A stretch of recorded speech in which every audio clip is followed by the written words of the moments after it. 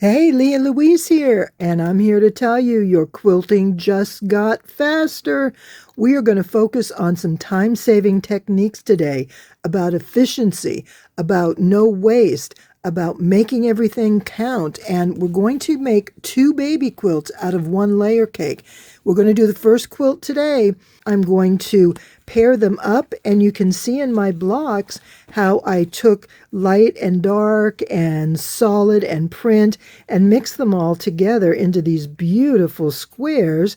We're going to save time by cutting. We're going to be more organized and efficient the way we do it. We're going to sew our blocks, and none of these blocks have any matching seams.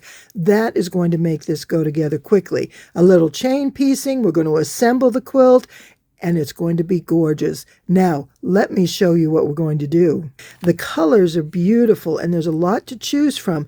There's lights and there's darks, and that's what you need in this quilt, because we are going to count on contrast to expand our designs even further than what the block itself is going to do. So we need to be organized, and we need to be efficient. Precuts help, and I'm going to give you some time-saving techniques along the way in cutting as well as in piecing. But the one thing about the quilt block itself, it comes in 3 different layouts, and we have different size centers. As you can see, they're all made in essentially the same process. Therefore, we'd make 1 set of blocks, a second set, and a third set because they're different sizes. That way we don't want to get it mixed up. And zoom, zoom, zoom, we go through. I'm going to show you exactly how that works. And then we get to piece it together and lay these out into a beautiful, gorgeous quilt. I can't wait to show you all the details. So let's go ahead and get started, and we're going to make a quilt, and you're going to make the fastest quilt I think you've ever seen. If you haven't subscribed, make sure you do, because quilt number 2 from the rest of these layer cake pieces will be coming up next, and probably in just a few days. So let's go, because once I get through with this, I have another quilt to finish. It's always so fun to start a new quilt, and I already have my 20 squares that I've pulled out of my layer cake, and this is the Cottage Grove layer cake from Art Gallery Fabrics, and they're gorgeous. They have the prettiest prints in here, and it's for a baby, a little girl. And I've paired them up in contrast so that when I make my blocks, I'm going to get some really good changes between the lights and the darks, and each print is going to stand out on its own. And I also decided that the quilt is going to be made in 3 different sizes, the quilt block. So look at all these fabrics. What I did is I have these 3 pairs, and I'm going to separate them because I have, like I said, 3 different sizes that I'm going to work with. And so I'm going to put them in the same pile that will be cut the same way. And by dividing these up this way, each of these duplicating fabrics will be in a different size, so it won't look too terribly repetitive. And let's see, I have this one. I want to get a check in each of these because the checks are a lot of fun. I'll put a check here, and I'll put this one here, and then this I'm just going to put up here.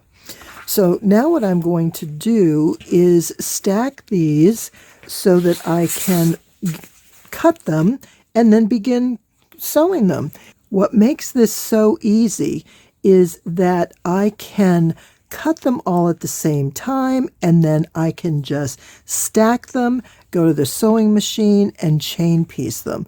And once that's quilted, then I can get the blocks finished. I can complete them, though these I don't think are going to need to have pressing in between the seams because of the way I'm putting it together. We can finger press it, and then we're going to press the final block before we do the assembly of the quilt. So my first block is going to have a 6-inch square. Because I'm doing multiples, I really need to be careful that I have them nice and straight and I keep them together.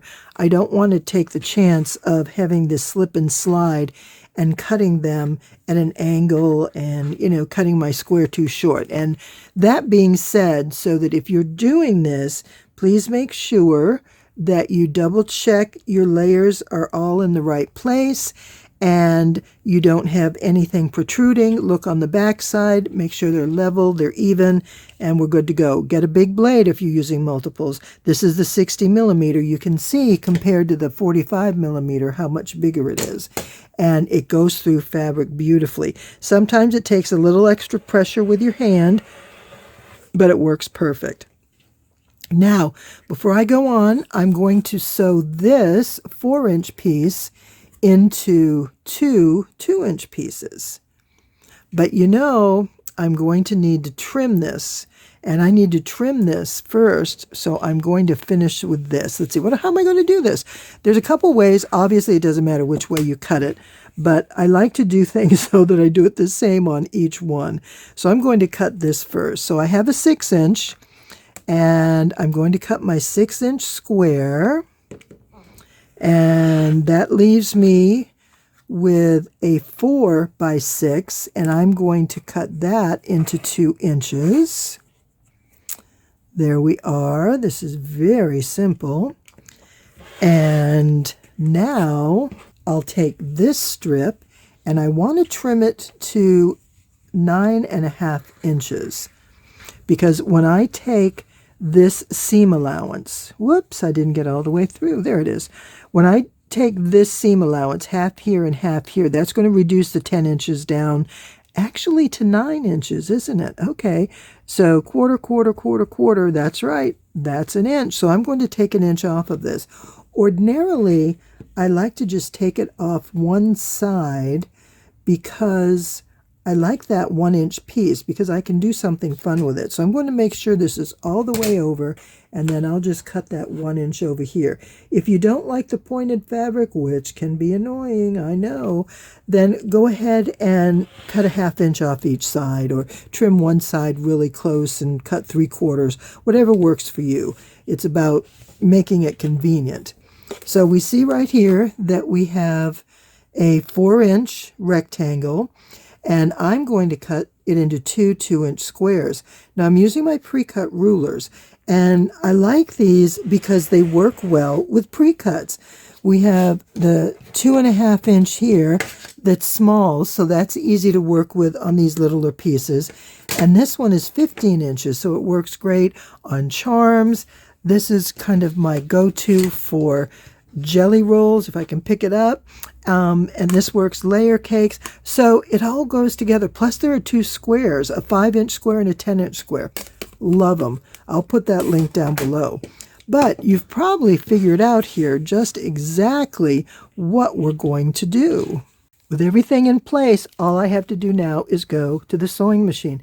But you have to remember, we want to cross these. So I'm going to take this one and sew it here, and I'll take this one and sew it here. And as I said, once these seams are sewn, I'm going to finger press them open, and then I will add this one here like that, and this one here like that. And I want to get these all together so I can show you what it looks like underneath. Whoop, there we go. See, I forgot. Where am I? This one. Okay.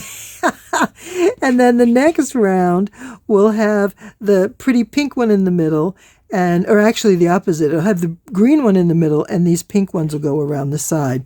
So let me sew it up. It's much easier to show you than to say it. I'll be right back. I'm going to start with the first 2 pieces, my large square and one of the small side strips. And I'm going to put my square in the center. And then if there's an up or down, it really doesn't matter because these are all going to be turned every which way. But I tend to get a little fussy about that. But if it is directional and you want all your blocks to be going in a similar direction, do that at this point. And then when you lay it out, it'll probably be easier to do that later. So I'm going to have this square here, but this is the one I'm sewing first. I'm going to take this fabric and put it on top of here, and then place this one right here. This way I'm going to get the contrast between the different fabrics as I sew around my block.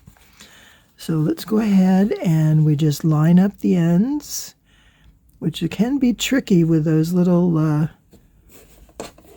zigzag edges. All right, let's get here and let's get here. And I'm using my 1/4 inch seam allowance. And you know, quick trick, let me just put this right here where I need it, is if you hold your thread, your top thread, your needle thread coming down with a finger over here, as you're sewing those first few stitches, it won't knot up. You know all the nests everybody gets underneath when you begin? That's just from the loose tension on the top. And by holding this thread, it allows the needle to go down cleanly without dragging extra thread with it. Lifesaver. And I can't tell you how many years it took me to figure that out. Okay, now I'm going to come over here and take this one that I set aside. Make sure I have my right sides together, because some of these light fabrics, it can be hard to tell. All right. And you know, the trick is when you have the zigzag on both sides, you want to line the points up with the outer edge as best you can. And then that way it's going to be pretty even when you come back to do those seams. I know some folks like to cut off the tips, but I leave them there just so I can line it up with the other block. It just seems to help me.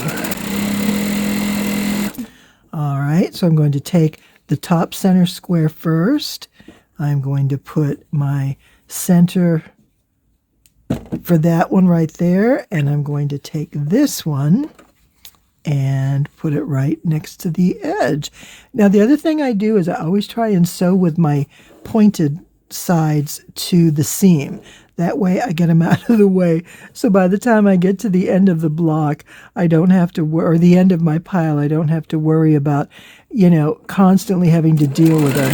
After the first couple rounds, most of these should be taken care of. And you notice I have my hand on this over here too, because it wants to roll off as I'm sewing, and I want you to see what I'm doing here. Okay, so we have that all lined up nicely. So you can see how the chain piecing really speeds things up. I find it to be such a time saver. Let's see, put my points on top here and these points on the bottom, and then match them up. Okay, now I'm being fussy and a big stickler, but you decide. Just sometimes I like to show how I do it. I have the points here and the points here. I don't want to do that. I'm going to put it this way. That's how I can tell that my block will be even. I'll put the points right up to the very edge. And again, I'm just hanging off of this because it's going to fall over the side if I don't.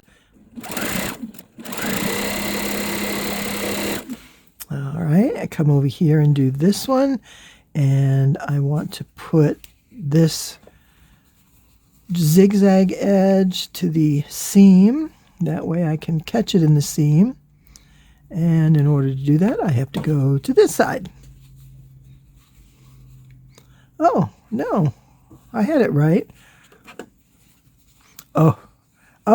Here's the problem, is it's the up and down. So sometimes, you know, I would rather get rid of this. Now, I know I'm getting really picky here, and it's probably way more than you want to know, but those little guys can be a pain, and I hear a lot of discussion about how to deal with them. So these are just some ideas that I've come up with that work out pretty well. Okay, so we can go. I'm going to put point to point here. It just keeps things cleaner for down the line. And there we are. Make sure I've got enough on both sides. Bring this all the way in and seam.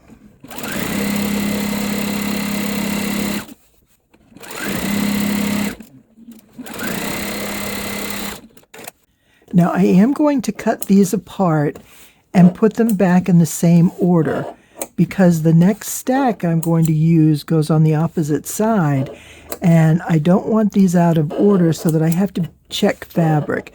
You can certainly choose to mix up your fabrics, but for this I want them to be a frame around. I want them to be the same. So I'm going to put that here. And here's my next pile. So I'm going to turn this around like this and put this here. And I'm going to just set this aside so it doesn't fall off. And we still need to keep things organized. So I don't want to put this top one here. I'm going to put that one down below where I can sew it on next. And you see, there we are. I'm going to put this right here. And I will line it up with the points. Okay, I'll stop talking points. Sorry. I'm getting a little carried away here.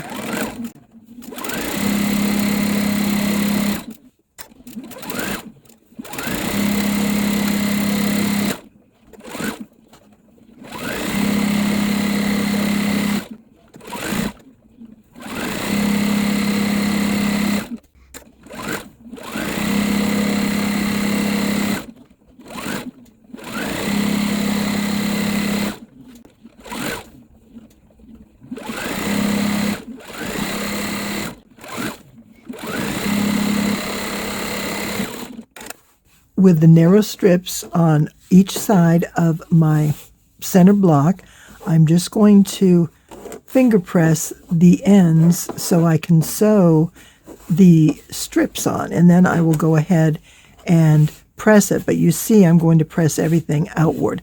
I just find that easier. Again, I'll set this aside, and I'm going to put this here and just start sewing. Did you see what I just did? If not, you've got to rewind and take a look. I'll give you a hint. It doesn't match. Okay, so I took the wrong pieces and I attached it to this side so that the middle was also the same as the outer edge, which is the frame. And of course that didn't work. And yes, I did it on all 8 of them. Had to tear it apart, had to resew them, and they're fixed. So now I'm on to a new set, and I'm going to pick up where I left off. And that's all there is to it. Now again, I need to get this in the right way. See, what I did last time was this. That did not work well at all. So I need to have a duck. And now I'll just add this one on, making sure that I do the seams. Just makes it a little easier to finger press it as you're sewing, but it saves time instead of going to the iron as well. And my ironing board is just a bit filled right now, so that's why I'm going to give that a delay. I'll get to that in a few minutes. I kind of used that as my storage area while I was working on cutting fabric, and oh my goodness.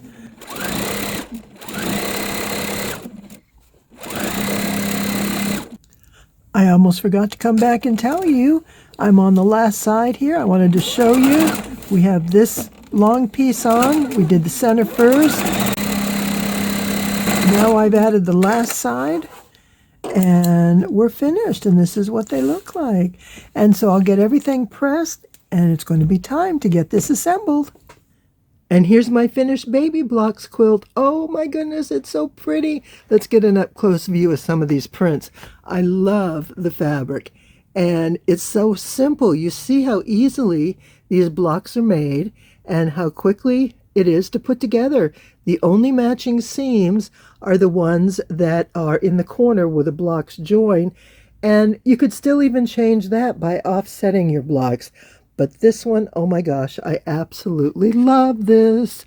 And I hope you do too. And I certainly appreciate you being here with me today and enjoying this quilt with me. Have a fantastic rest of your day. So long for now. See you next time with quilt number 2.